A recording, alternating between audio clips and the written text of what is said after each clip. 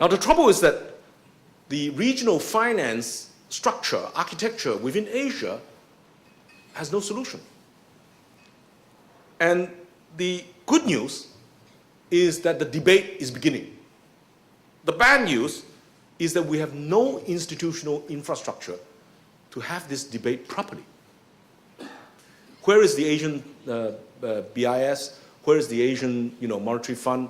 No. We all go to Chiang Mai and say the ASEAN +3, very nice, and then we go home, right? And then when there's another crisis, we revive all the old ideas and say maybe we should think about it. The real, in a decade ago, I proposed that we should establish in each Asian center a chapter of what I call the Asian Finance Institute. But the Asian crisis, blew that proposal out of the water. But in all seriousness, this debate must begin. Because, there are two simple reasons for this. It is not that the global financial architecture is defective because it is unrepresentative. It is defective because there is no effective hard budget constraint on the global reserve currencies in violation of the Triffin dilemma. That means who is going to tell the United States you can't print too much money? Who is going to tell the shadow banking system you can't give credit like this? And at zero interest rate policy, they have removed the single most important tool, the rise in the interest rate, to ration credit properly. By zero interest rate policy, the Fed has not allowed the creative destruction in the system that is necessary. That creative destruction happened in Asia during the Asian crisis. Very painful, but Asians benefited from it. The second issue that I want to talk about, I'm sorry I'm taking too long, is that the Western finance was strong because it commanded the high ground. Right? The moral high ground was that we would look after your money. But after this crisis, unfortunately, this moral high ground has gone down one or two notches. Let me say this very bluntly. I used to think that we should build Wall Street in Asia. Let me say now, I think this is exactly the wrong thing to do, right? Because, if the leading bankers in Wall Street can say that I don't necessarily look after your interest, whose interests are they looking after? So if it's my money, I would only to put into institutions that have the fiduciary duty to look after my money. That's a very, very fundamental point, right? Now, the third issue is about these regulatory and accounting standards that are flawed. Now, these are very complex issues. I'm a qualified chartered accountant. I was on the board of trustees, and I sat with Jerry Corrigan and Douglas Fint on the G30 report on fair value accounting. And exactly like Paul Volcker, I'm confused. Because, to some extent, the accounting standards have become a little bit more like a religion. And it depends upon this assumption that fair value is determined by the market. But the problem comes this: if the market is wrong, what is fair value? That's exactly the problem. We have lost, the dollar is under threat. I'm not saying that the dollar has lost it yet. The dollar is under threat as the unit of value, right? If you were to deflate Dow Jones Industrial Average, which has moved from around 11,000 down to 8,000, move up to around 11,000 now, if you were to deflate it since 2000 by the price of gold, we already had the great crash.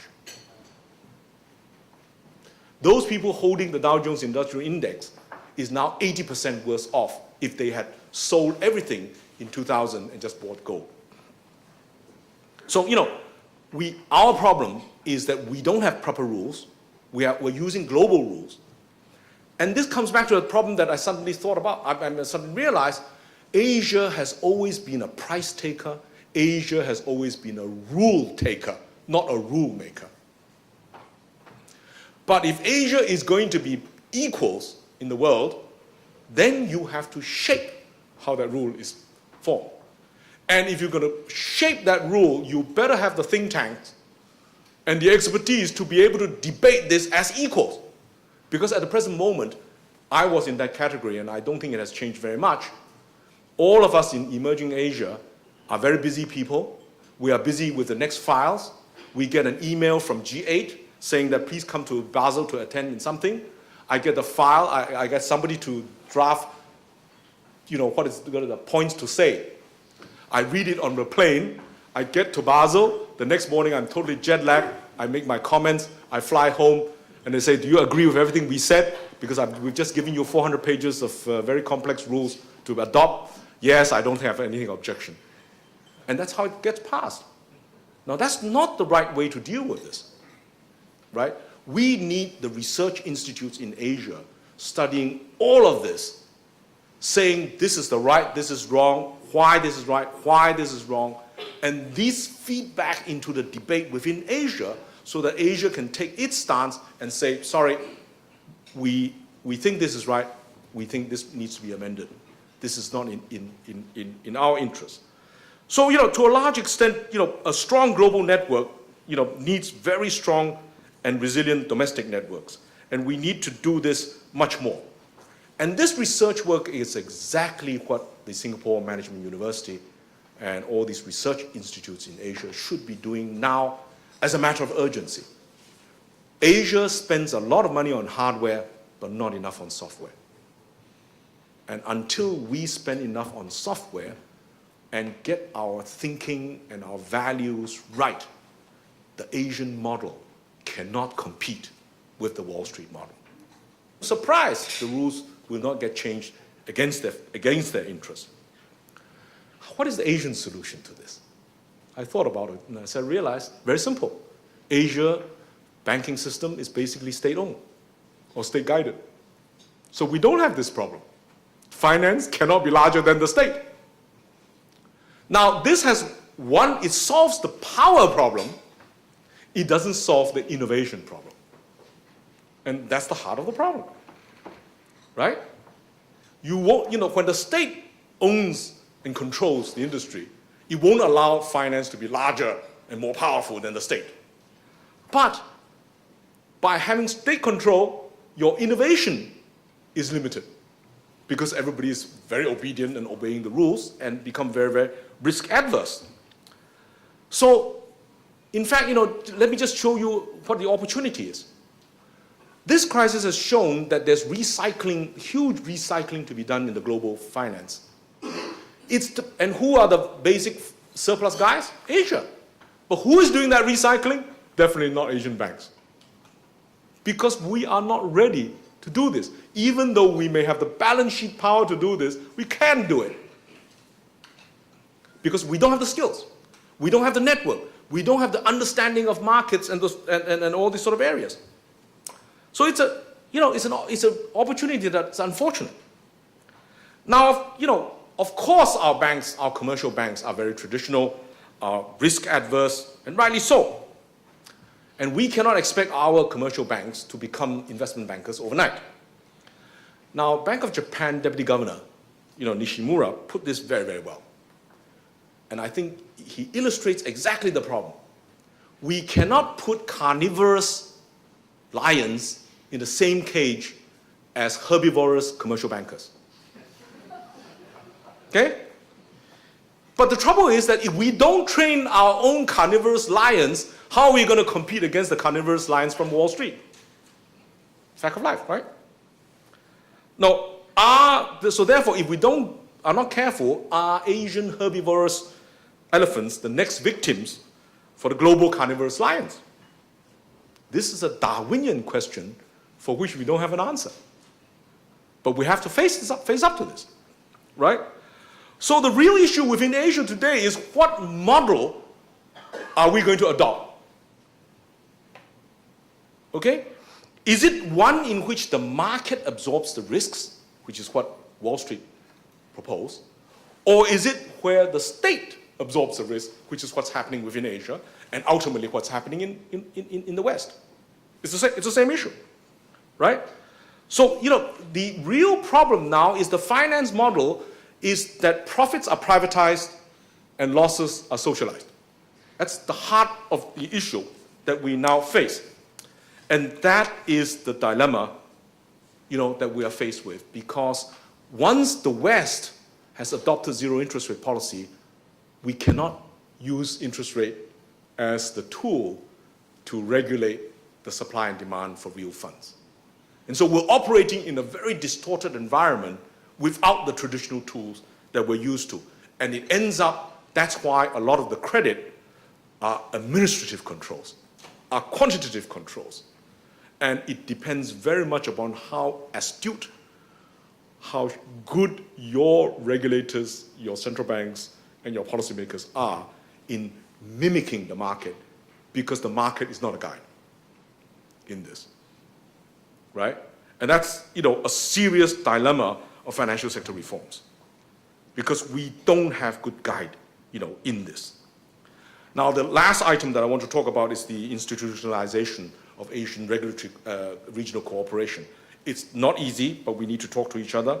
We cannot, we don't have good guidance, but we must talk to each other, because if we don't, we're going to get bigger into trouble. So I don't want to talk. I've talked too long already, so let me conclude. I think to sum up, the global crisis has actually completely changed the global landscape, right? It's changed because the state is now more powerful than before. We've moved away from market fundamentalism. The swing is from the right towards the left. I mean, even in France, over very little adjustments, the left is protesting already. I mean, the trade union power is back. The demand for greater social, is coming back. And so we are in an area where none of us have been before, because everyone is crossing the river by feeling the stones. We don't know. We don't know how deep the water is. We don't know what issues are. The only thing that I can personally conclude is that there is unlikely to be a big bang in Asian financial reforms, because there will be no reform until Asians finally sink in that the Wall Street model is irretrievably broken. Right? Now, there are a lot of people saying that that's not true, and I'm not sure that many Asian bankers agree with that view. But if we do not find a viable model for Asia, we will end up paying a lot for this crisis. That I have no doubt at all. We are already paying for it, but if we don't find a model, we will pay even more. Now, there is, a great realization that the Asian growth story is all about demographics, about changing consumer taste, and fundamental industrial structure. We need to move from export to domestic growth. Our people are aging. Our people are saving in very different patterns. So the banks have to evolve with this. But our capital market people, as long as our regulators still control on the risk side, they won't evolve to become the competitive in this area and how to serve the market well. So in my view, the role of the research institutes are of even greater priority today. I have only thought this far. I haven't thought through the next stage. All I can say, none of us is smarter than all of us, and we should really begin to think very much on this. So ladies and gentlemen, I apologize for taking you through a very complex, very confusing journey, but I hope it's been slightly illuminating. I have tried to avoid preaching, except to point out that Asia should be addressing this very depressing state of affairs. So it may be befitting that I should end this lecture by another pithy Dr. Goh's quote. Now, in his 1970 speech, Facing the Future, on the qualities required for the 1970s for the Adult Education Board, he said, I quote, "I do not believe that exhorting people to virtue has the slightest effect on them. 11 years' experience as a cabinet minister has convinced me that when something difficult has to be done, it is not much use appealing to other people's better nature. A more efficacious method is to set up the right blend of incentives and deterrence." End of quote. So finally, allow me to pay a personal tribute to Dr. Goh. In my mind, he was a quintessential Chinese 君子. This is the Mandarin official who served his people with great loyalty and dedication, who blended intellectual honesty with administrative effectiveness, and who understood that human behavior is ultimately shaped by values, incentives, and deterrence. He was not afraid to say what needed to be said and to do what needed to be done, however unpopular it may be. He was truly a great civil servant. On that note, may I thank once again the Ngee Kongsi and the Singapore Management University for inviting me to deliver this lecture, and also you, the audience, for being so patient and understanding. Thank you very much indeed.